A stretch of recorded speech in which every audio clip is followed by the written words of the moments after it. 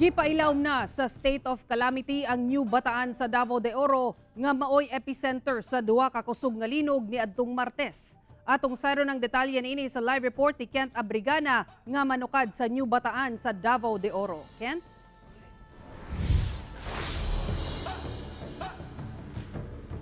Sara, 14 ka barangay sa New Bataan sa Davao de Oro ang nakasinati og grabing kadaot.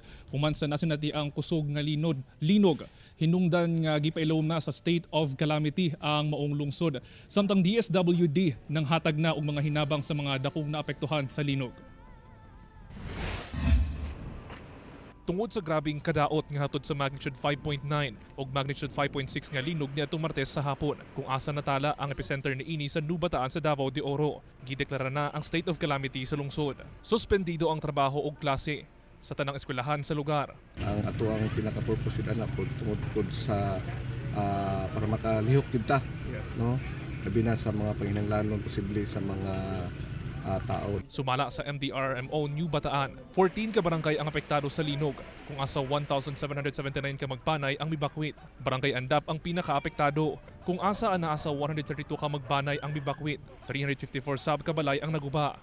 Sa tibuok lungsod, kapin 2,000 kabalay ang naguba, kung asa 454 ang totally damaged. Nibisita sab si DSWD Secretary Rex Gatchalian aron pangunahan ang pagpangapod-apod og food packs o cash assistance alang sa mga naapektuhan sa linog. So now we're in New Bataan. We're going around. Ang endpoint namin is Nabuntaan. Kasi we want to make sure na makita natin yung situation sa evacuation centers.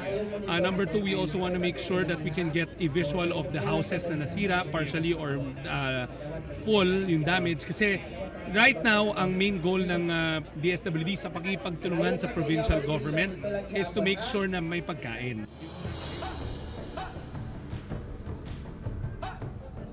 Sara, kung ninyo ang makita sa ako ang likod, ongoing pa ang repacking sa food packs sa mga personahe sa LGU New Bataan nga ilang ipanghatag unya sa 5 ka barangay nga dakong naapektuhan sa linog. Sara.